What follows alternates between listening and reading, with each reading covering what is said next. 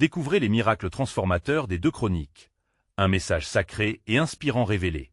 Dans la 3e année de Joachim, roi de Juda, Ézéchias, fils d'Achaz, monta sur le trône.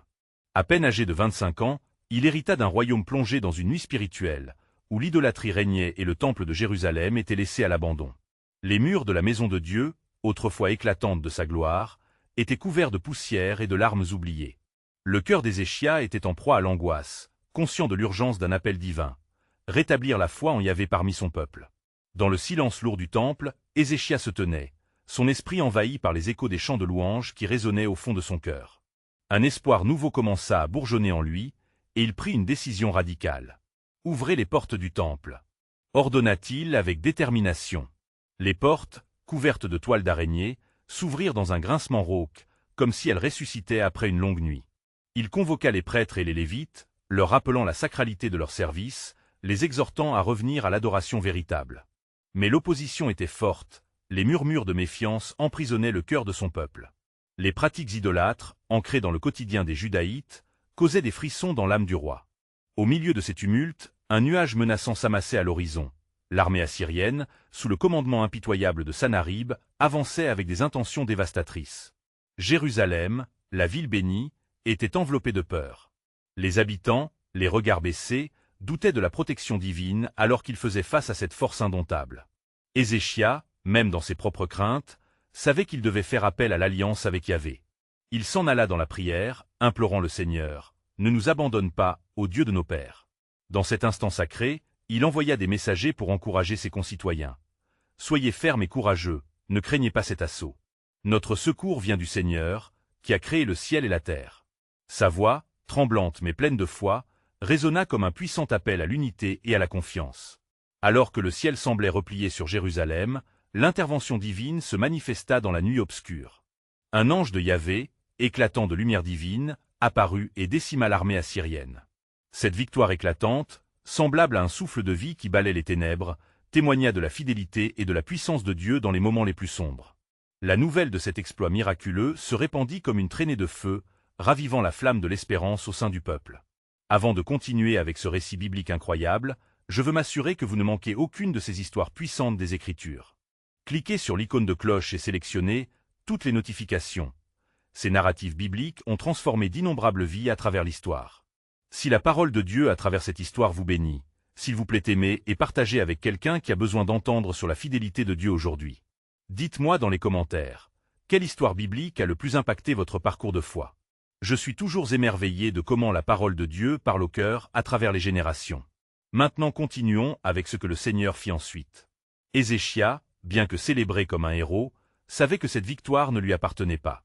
Il comprit que c'était la foi de son peuple, nourri par leur retour à leur véritable Dieu, qui avait ouvert la voie à cette transformation.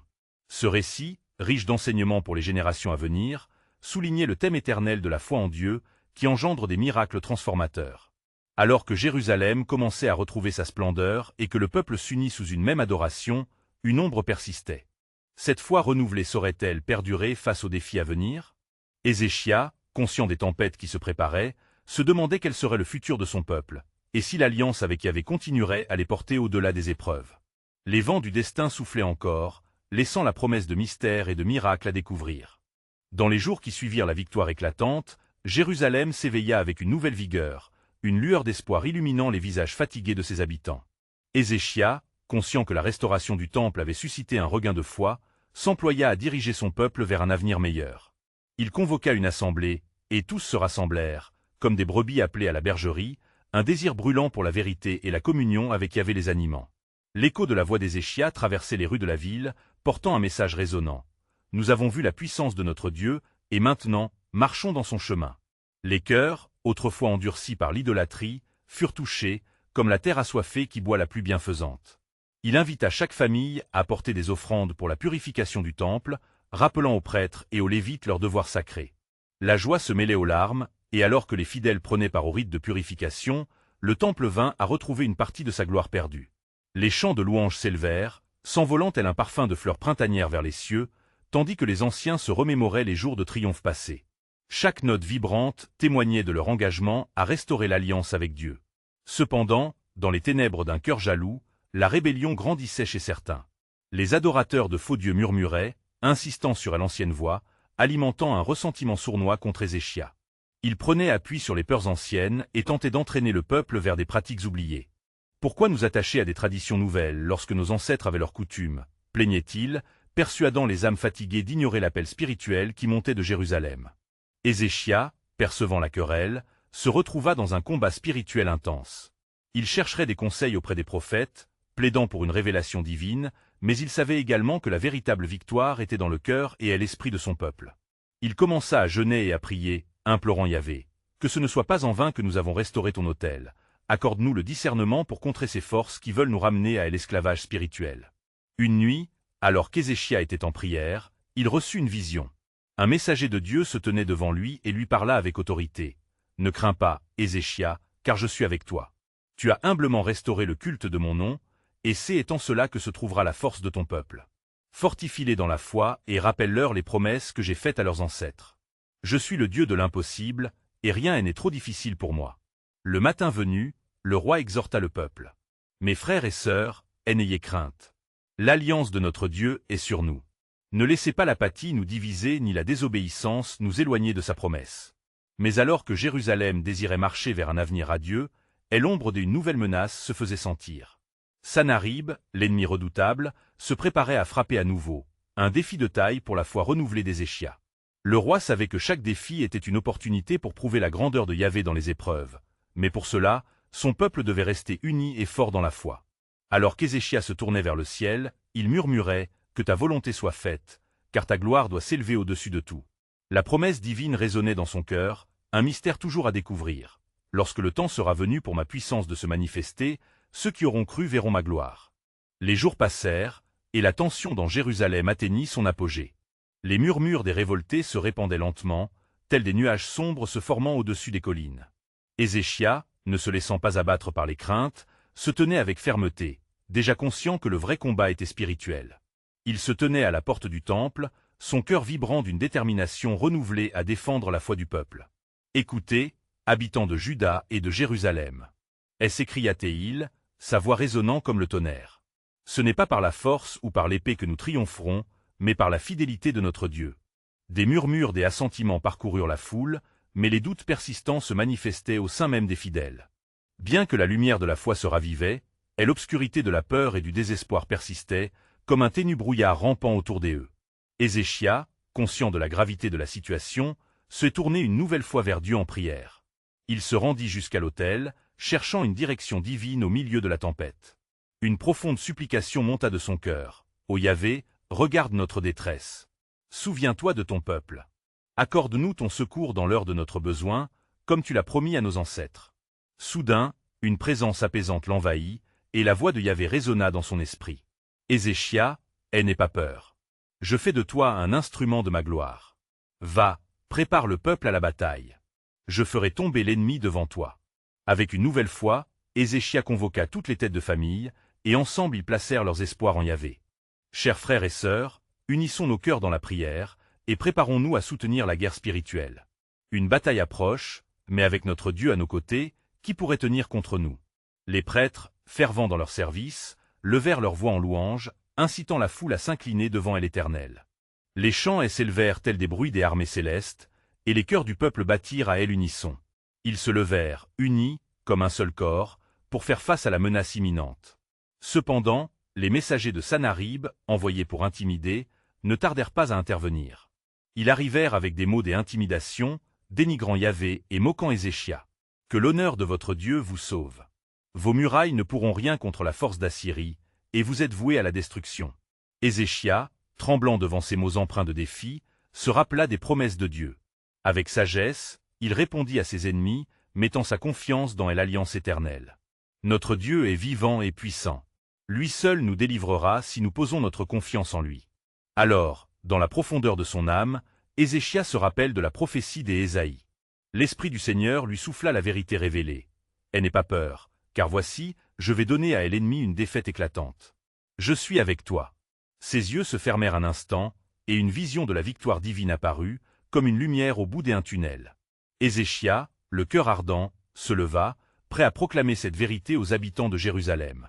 Le moment approchait, un tournant décisif dans l'histoire de son peuple. Rappelez-vous, déclara-t-il avec puissance, au plus fort de l'angoisse, Dieu connaît ceux qui lui appartiennent. Et l'heure de sa gloire est proche. Alors que l'horizon s'assombrissait chez leurs ennemis, une promesse résonna dans les cieux. Voici, je fais de nouvelles choses. Ces choses-là, je les ferai connaître avant qu'elles naissent. La présence de Dieu s'intensifiait, invitant les cœurs à s'ouvrir à l'inattendu. Ce combat spirituel n'était pas qu'un simple affrontement humain. C'était un prélude à une révélation divine éclatante. Les promesses de Dieu se tenaient prêtes à se manifester au moment le plus crucial. La nuit tomba sur Jérusalem, enveloppant la ville d'une atmosphère lourdement chargée de préoccupations, de murmures inquiets et de prières ferventes. Ézéchia, dans son palais, ne trouva ni repos ni sommeil. Les paroles des messagers assyriens résonnaient encore à ses oreilles, comme un écho désagréable d'un défi lancé contre la foi du peuple. « Que dois-je faire, ô Yahvé » s'interrogea-t-il, son cœur lourd de responsabilité. Une pensée lui traversa l'esprit, une pensée qui ne pouvait provenir que de la sagesse divine. Il chercha les écrits de Moïse où l'Éternel avait promis que s'ils revenaient à lui de tout leur cœur, il écouterait leurs cris et les délivrerait de l'oppresseur. Deutéronome 30, 1-3. Ézéchia se leva, décidé à suivre cette intuition. Il convoqua les anciens de la ville et les chefs du peuple, les rassemblant dans la salle du conseil. « Mes bien-aimés, commença-t-il les yeux brillants d'un espoir renouvelé, il est temps de consacrer un temps de jeûne et de prière. Rassemblons-nous devant l'Éternel et implorons sa miséricorde. Qu'il rende notre cœur pur et prêt à recevoir sa faveur. » C'est ainsi qu'une atmosphère de détermination et de foi se répandit parmi le peuple. Les familles se rassemblèrent autour de tables de prière, des parents prenant la main de leurs enfants, tandis que des larmes de supplication mouillaient le sol de cette ville sacrée. Le son des cantiques s'élevait comme une douce mélodie, et les cris des cœurs affligés montaient vers les cieux. « Éternel, n'oublie pas ton peuple dans l'adversité. » Alors qu'Ézéchia s'affaira pour diriger ce moment de communion avec Dieu, il reçut la visite d'Isaïe, le prophète de l'Éternel. L'homme de Dieu s'approcha avec la gravité d'un messager céleste. « Ézéchia, voici ce que dit le Seigneur des armées. Je t'ai entendu, et j'y ai vu la détresse de Jérusalem. Elle n'aie pas peur des paroles que tu as entendues. J'y interviendrai, et l'ennemi fera une grave erreur en pensant qu'il peut triompher. » Cette déclaration, comme une brise fraîche en plein été, attisa les feux de l'espérance dans le cœur d'Ézéchia. Envoie les envoyés de Sanharib, il sentit que c'était sa bataille maintenant, celle que son Dieu gagnerait avec puissance et autorité. Dans la clarté du matin, Ézéchia envoya des messagers aux villages environnants, les exhortant à se préparer pour une célébration. En cette heure de crise, rassemblons-nous pour glorifier le nom de notre Dieu, car il combat pour nous. Les gens, encourageant leur roi, répondirent avec enthousiasme à cet appel. Ils offraient des sacrifices de louanges et des sacrifices des actions de grâce, et les cantiques résonnaient au milieu des ruelles de la ville. Lorsque l'ennemi décida d'attaquer, il se heurta à une muraille des impuissances. Dès lors que les trompettes retentirent sur les hauteurs de Sion, une frayeur immense s'empara des Assyriens. Une lumière surnaturelle accompagna le cri de guerre du peuple, et leurs ennemis, troublés, se retournèrent pour fuir, terrifiés par ce qu'ils croyaient être des armées célestes. Le roi Ézéchia, levant les yeux vers les cieux encore illuminés par la lumière du matin, comprit que cette victoire ne leur appartenait pas. C'était le Dieu de l'univers qui avait combattu pour eux. Ces larmes étaient des larmes de gratitude et d'émerveillement. Ainsi par l'Éternel, déclara-t-il, texte de la promesse scellée, nous vaincrons par la foi, car les chemins de tel Éternel sont justes et ceux qui cherchent sa face seront comblés de joie. Alors que l'horizon s'illuminait, il sut avec confiance qu'une nouvelle ère s'ouvrait pour Jérusalem. Le voile de la peur se dissipait, laissant place à une lumière flamboyante de l'espérance. Ainsi, les échos de victoire résonnaient non seulement dans les murs de la ville, mais dans les cœurs de tout un peuple. Car chaque épreuve sur leur chemin était une promesse à venir, une affirmation du plan souverain de Dieu.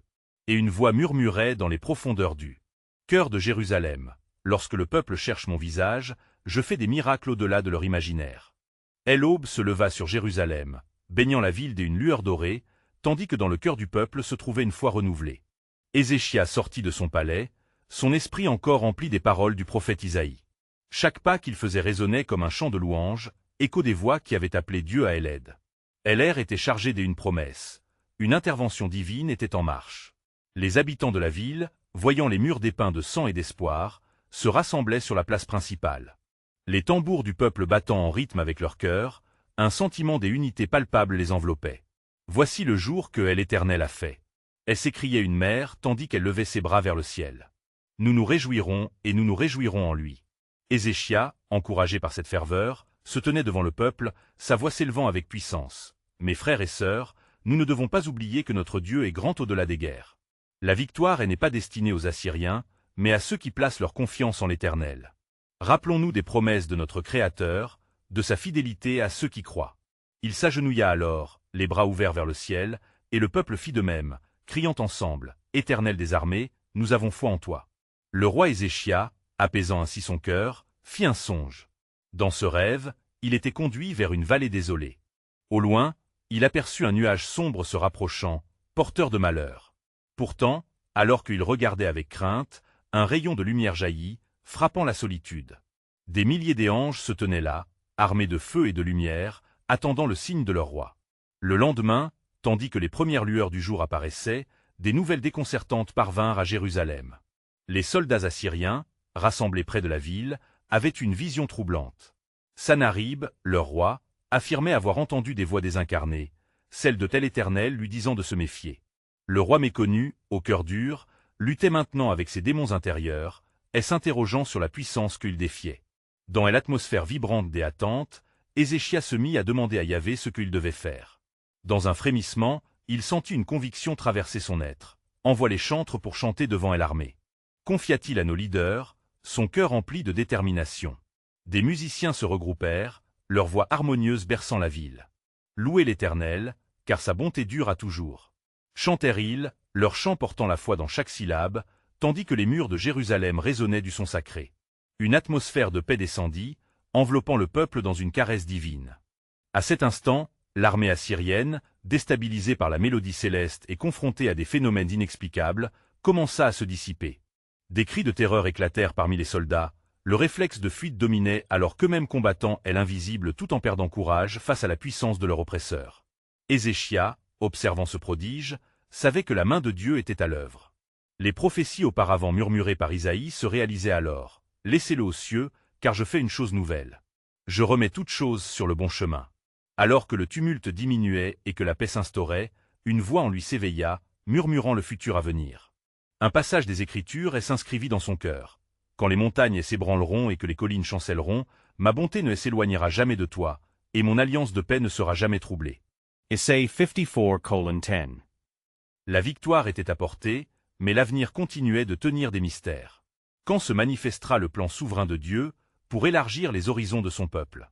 Ézéchia, levant les yeux vers les cieux, se mit à prier avec une ferveur renouvelée. « Éternel, ta volonté soit faite.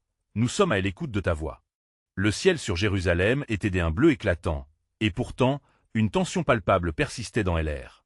Ézéchia savait que le chemin à parcourir ne serait pas sans obstacle. Dans son palais, il méditait sur les promesses de l'Éternel, discernant chaque mot avec soin. Il avait vu la gloire de Dieu se manifester et était déterminé à rester fidèle au dessein divin, quelle qu'en soit l'ampleur. Alors qu'il implorait la sagesse d'en haut, Isaïe lui fit part d'une révélation. Le prophète arriva, le visage empreint d'une gravité peu commune. « Ézéchia, Dieu t'a entendu.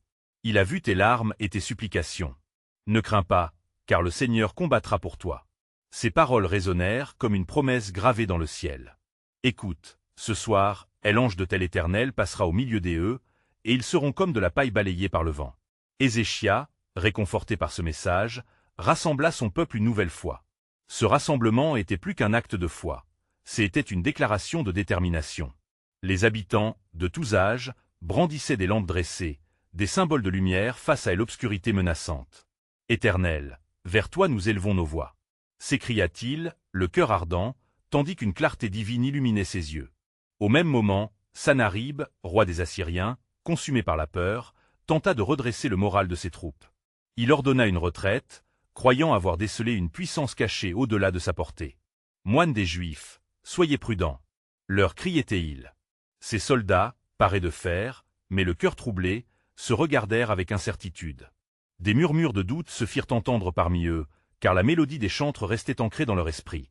Les chants de la délivrance résonnaient comme une douce mélodie de désespoir qui les hantait.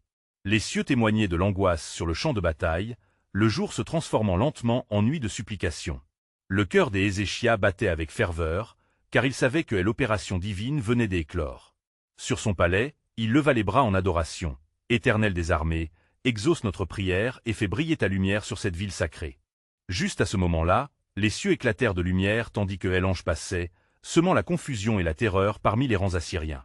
Échos de cris et de fracas se mêlèrent à des détonations surnaturelles. Une terreur sans pareille envahit le camp d'ennemis, les soldats tombant les uns après les autres, vaincus par la puissance céleste. Les ténèbres avaient été repoussées. Tandis que la défaite s'installait dans le camp assyrien, Ézéchia et son peuple s'étaient assemblés dans la joie.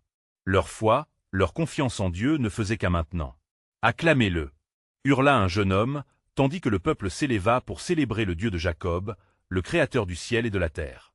Mais même dans cette victoire triomphante, une voix cachée murmurait à Ézéchia un profond mystère. Ainsi dit l'Éternel, en ces jours de réjouissance, ne perdez pas de vue mes voies. Car ce que les cieux projettent, le cœur des hommes le découvrira.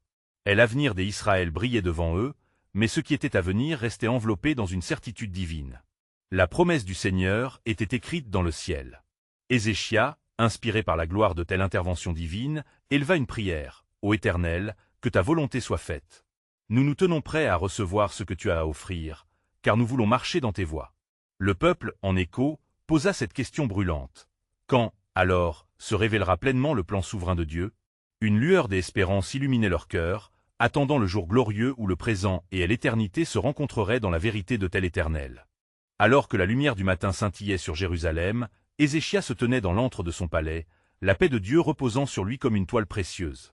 Le bruit des réjouissances du peuple résonnait à l'extérieur, mais il savait que des ombres pouvaient encore se profiler à l'horizon.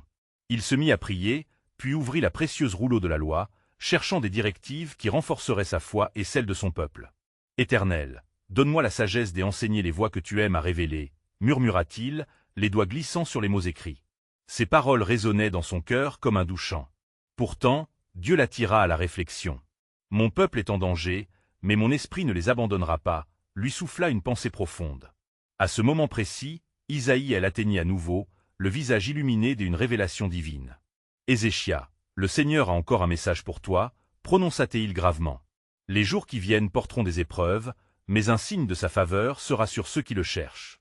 L'Éternel t'exhorte à rassembler la tribu de Juda, à les guider sur le chemin de la justice, car le plan de Dieu s'épanouit même dans les épreuves. » Le roi, touché par la force de ces paroles, convoqua des chefs et des ancêtres de chaque famille, rassemblant le peuple à la grande cour du temple. « Écoutez, ô Israël, le Dieu de nos pères s'est montré puissant, et il continuera de le faire.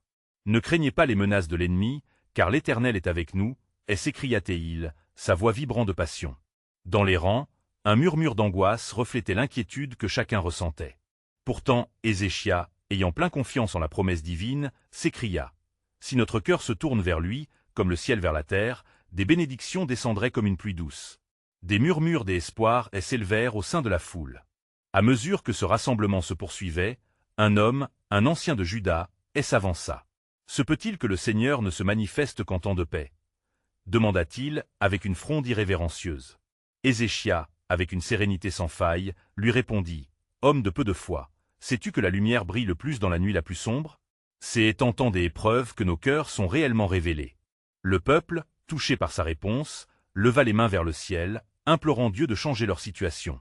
Entre-temps, sur les rives du Tigre, Sanarib, roi des Assyriens, planifiait sa prochaine attaque, craignant la colère qui l'avait frappé à plusieurs reprises. Que mes éclaireurs s'avancent et rapportent quelle magie anime ce peuple, ordonna-t-il d'un ton désespéré. Tout à coup, un silence inattendu enveloppa Jérusalem lorsque la voix de Dieu perça les cieux, comme un tonnerre doux. Je suis l'Éternel qui ne faillit jamais. Ce que vous voyez n'est que le prélude à ma délivrance. Restes fideles. Les promesses divines avaient été réaffirmées dans le cœur du peuple. Bâton-mène pénétrante, et l'espérance renaissait dans leurs âmes. Ézéchia, inspiré et revigoré, dirigea la prière avec ferveur, ces mots captivant la présence du Très-Haut. « Ô Seigneur, révèle ta gloire parmi nous. Que toutes les nations sachent que tu es Dieu seul. Ne nous abandonne pas. » Alors qu'il priait, un pressentiment de quelque chose de grand sur le point de se produire émergea dans l'air. Une atmosphère déhattante imprégnait le ciel comme un parfum de dévotion. De cette communion, Ézéchia s'agenouilla avec le peuple en une supplication collective, leurs voix se fondant ensemble comme une douce mélodie que le ciel entendait. Et dans ce méandre de clarté spirituelle, l'Éternel révéla un dernier mystère au cœur d'Ézéchia. « Mon dessein s'accomplira, à ma manière et en mon temps. Sachez que pour chaque épreuve, je prévois une délivrance. » Cela résonna avec force dans les âmes de ceux rassemblés, une lumière sur leur avenir. Ainsi, Ézéchias se dressa, le visage illuminé. Par la promesse divine, conscient d'une vérité précieuse. Le plan souverain de Dieu se déploie même dans l'attente, et ce qui est caché sera un jour révélé au cœur fidèle qui espère en lui.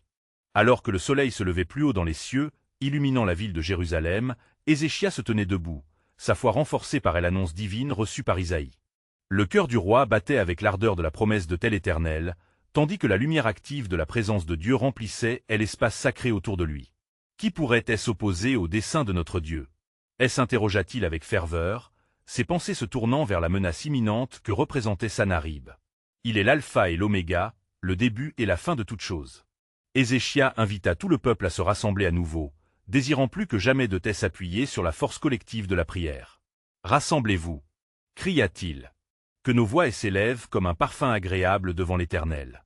La foule s'unit instantanément, des voix s'élevant en un seul cœur et une seule âme, suppliant pour une intervention divine. « Éternel Dieu, nous sommes ton peuple, et nous ne te voulons que toi. » Pria Ézéchias en levant les mains au ciel. La foule, touchée par son autorité spirituelle, cria en chœur. Un souffle sacré semblait parcourir l'assemblée alors qu'il se remettait entièrement entre les mains de Dieu. Au loin, dans le camp assyrien, Sanharib, en proie au désespoir, tentait de galvaniser ses troupes. L'ennemi, qui pensait avoir la force, entendit des échos de ce que les Israélites faisaient. Frustré par leur foi inébranlable, il envoya un messager à Jérusalem, défiant Ézéchias et jurant que les dieux de l'Assyrie n'avaient jamais échoué. Que est-ce que ce roi des Juifs pense-t-il? Exclama Sanherib. Que peut faire un homme face à une armée comme la nôtre? Ses paroles étaient confiantes, mais son cœur, lui, tremblait des signes d'une intervention qui le dépassait. Dans la cité sainte, Ézéchias reçut la lettre du roi assyrien. En la lisant, son visage se renfrogna, mais une claire résolution prit place dans son cœur. Il se rendit au temple, là où la lumière divine brillait le plus intensément. Se tenant devant l'autel, il déplia la lettre en faveur de Dieu. « Éternel, notre Dieu, regarde, entends les paroles du roi de telle Assyrie qui se moque de toi, qui méprise ta puissance. » Implora Ézéchias, ses larmes mêlées d'un profond chagrin et d'une ardente demande de protection divine. Il savait que, par sa foi, il pouvait changer le cours des événements.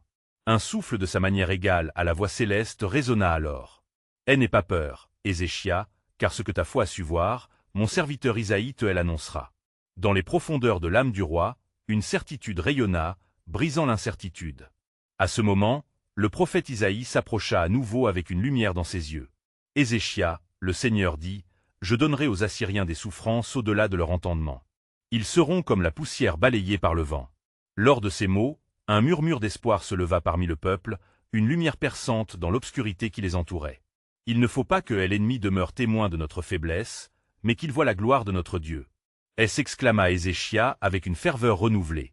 Quand la fumée des batailles se dissipera, les cœurs fidèles, tels des pharisiens à la mer Rouge, chanteront un jour « Notre Dieu est un héros ». Sur ces mots, le peuple s'éleva dans une intensité de louange, sublimant toutes les craintes. Ainsi, alors que la nuit se posait sur Jérusalem, une énergie divine purificatrice s'établit, marquant l'opportunité d'un miracle à venir. Ézéchias savait que le Dieu qui tient son peuple dans la foi est fidèle à chaque promesse. Car le Seigneur est bon, un refuge en temps de détresse, et il connaît ceux qui se confient en lui. Nahum 1:7. Ézéchias se tenait fermement sur cette approche, consciente d'une délivrance sur le chemin. Le soleil allait bientôt se lever, apportant avec lui la gloire promise du Très-Haut. Alors que l'aube se levait lentement sur Jérusalem, une lueur dorée irradiait la ville sainte, illuminant les visages emplis d'espoir des fidèles rassemblés autour du roi Ézéchias.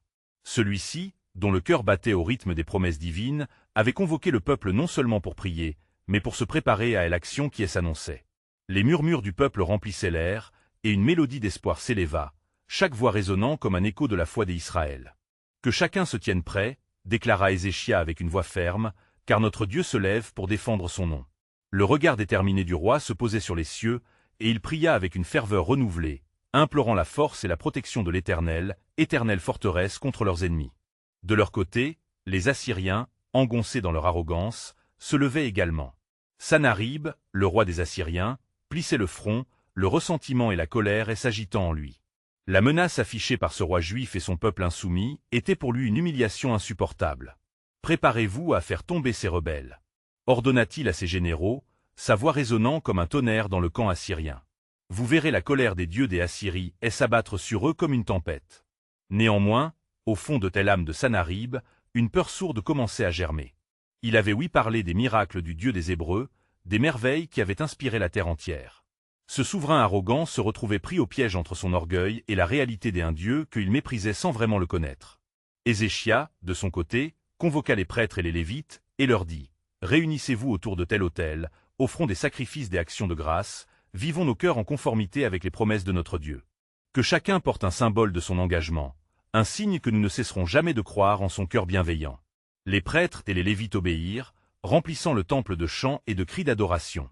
Au milieu de ce tumulte de louanges, Isaïe, le prophète, se leva à nouveau, son visage parcouru d'une lumière céleste.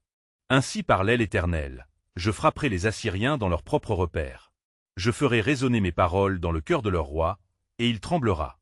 Ézéchia, entendant ces mots, sentit un frisson de paix l'envahir. Dieu était en train de préparer une délivrance. Alors que la prière montait comme un encens, le chef de l'armée assyrienne vit son roi, pris dans des visions troublantes. Des fragments des images de sa défaite, de l'humiliation et de la vanité étaient sur lui comme une armure, et la peur d'un jugement divin s'intensifiait dans son cœur. Il se tourna vers ses proches, lui demandant si ces rumeurs de miracles étaient réelles. « Il est temps de découvrir le véritable pouvoir du Dieu des Hébreux », murmura l'un d'eux, inquiet. Ézéchia ne tarda pas à réaliser que la main de Dieu était de plus en plus évidente. La chaleur de la louange résonnait autour de lui, comme si le ciel lui-même s'ouvrait, offrant un avant-goût des victoires à venir. À ce moment-là, le roi demanda à son peuple de rester vigilant et de garder les cœurs affermis. « Vous verrez la puissance de notre Dieu cette nuit. Car le Seigneur a prononcé une parole, et elle ne faillirait pas.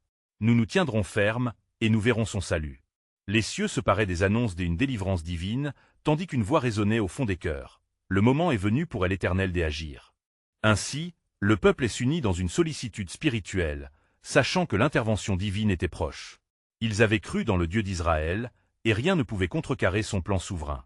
Car ce que l'œil n'a point vu, et que l'oreille n'a point entendu, et ce qui n'est pas monté au cœur de l'homme, ce que Dieu a préparé pour ceux qui l'aiment, 1 Corinthiens 2h9. Alors que la lumière de l'aube commençait à filtrer à travers les fenêtres du temple, Ézéchia se tenait devant l'assemblée de son peuple, son cœur vibrant de foi et de détermination. Le roi avait vu les promesses de Dieu se révéler à travers les batailles précédentes et savait que, pour cette épreuve aussi, l'intervention divine était imminente. « Écoutez, habitants de Juda et de Jérusalem !» s'écria-t-il d'une voix forte qui résonna dans le silence matinal. « Notre Dieu ne nous abandonnera pas, car il est fidèle à son alliance. Préparons-nous à voir la gloire de l'Éternel se manifester parmi nous. » Les visages de ceux qui l'entouraient, marqués par l'angoisse et la peur des Assyriens, commencèrent à illuminer une lueur d'espoir. Le roi exhorta chacun à prier avec ferveur, à rechercher le Seigneur de tout leur cœur. Les familles s'agenouillèrent, les mains levées, élargissant leur voix vers le ciel, implorant Dieu de leur accorder paix et protection. Dans le camp assyrien, Sanharib, sentant la détermination naissante des Juifs, s'énervait. Que les chefs de l'armée se préparent au combat. Grondait-il, son visage marqué par l'énervement. Chaque mot prononcé par le roi résonnait comme une menace à son autorité, sa vanité blessée par les prouesses de ce roi juif qui osait défier le pouvoir assyrien. Ézéchia, conscient des manigances de l'ennemi, se rapprocha de tel autel et leva les yeux vers le ciel. « Éternel, notre précieux Sauveur, montre ta force, et que tout le monde sache que c'est toi qui combats pour nous. » Dans cette supplication, il sentit une chaleur émaner de sa voix, un appel au ciel pour une manifestation de la gloire divine. Alors qu'il terminait sa prière, un murmure passait parmi le peuple, une promesse vibrante victorieuse emplissant l'air. Isaïe, l'homme de Dieu, s'était à nouveau approché d'Ézéchia, son regard déterminé. « Ézéchia, le Seigneur écoute tes supplications. Il te dit, ne crains pas, car je suis avec toi. Je serai ta lumière dans l'obscurité et ta force d'unité. » Les mots prononcés par le prophète insufflaient la vie, solidifiant l'espoir parmi le peuple. Ézéchia, galvanisé par la parole divine, leva la main pour attirer l'attention de tous. « Rassemblons-nous et faisons une procession de louanges vers notre Dieu. Qu'aucune arme que l'ennemi a formée contre nous ne prospère, car notre défenseur est l'Éternel des armées. » Des harmonies de chants de louanges s'élevèrent dans le ciel, créant une muraille spirituelle pour protéger Jérusalem. Chaque cœur battait à l'unisson, un cercle de foi enveloppant la ville. La force de ce moment imprégnait l'air, et les mots des anciens résonnaient dans l'esprit des fidèles. Car l'Éternel est bon, sa bonté dure pour toujours. Alors que la procession avançait vers les portes de la ville, une atmosphère presque tangible se formait autour des adorateurs, des cieux entourant le peuple d'une aura céleste. Ézéchias se tenait en tête de ce cortège, empli d'ardeur, et chaque pas qu'il faisait était imprégné du désir de remettre son peuple entre les mains de Dieu. Cependant, au loin, dans le camp assyrien, la tension montait. Les soldats, incertains et nerveux, percevaient une étrange présence. La peur de l'inconnu commençait à éroder leur confiance. Sanharib, de plus en plus irrité, lançait des ordres, mais dans son cœur, une ombre d'inquiétude persistait. Dans ce contexte, une voix divine se leva au sein de Jérusalem, chantant la mélodie de leur délivrance. Alors que notre cœur se tourne vers Yahvé, nous connaîtrons sa puissance. Si Dieu est pour nous, qui peut être contre nous? Murmurait un jeune prêtre en cadence avec le roi. Ézéchias, encourageant le peuple, leur rappela les victoires antérieures. Rappelez-vous, mes frères et sœurs, comment notre Dieu a ouvert la mer pour Moïse. Son bras puissant a fait tomber des forteresses et abattu des géants. Il est toujours le même aujourd'hui. Les mots du roi, enflammés par la mémoire des actes. Puissant de Yahvé, insufflait le courage dans l'assemblée. Que attendons-nous? La bataille n'appartient pas à l'homme, mais à notre Dieu. Le temps de prier et d'adorer touchait à sa fin, mais la promesse de la victoire commençait à se matérialiser au sein des cœurs. Dans un dernier acte de foi, Ézéchias se mit à prier dévotement. « Éternel, nous sommes unis dans l'amour pour toi. Que chaque esprit ouvert reçoive ton influence, que ta puissance soit notre refuge et notre force. » La réponse divine ne se fit pas attendre, car des signes d'une intervention imminente se mirent à se manifester dans leur environnement. Soudain, des nuages sombres apparurent, mais au pied des montagnes, une lumière éclatante surgit. C'était comme si le ciel lui-même s'ouvrait, révélant la salle du trône de Dieu. Ézéchias, le regard levé vers cette lumière divine, sut que la promesse de délivrance ne s'éloignait plus.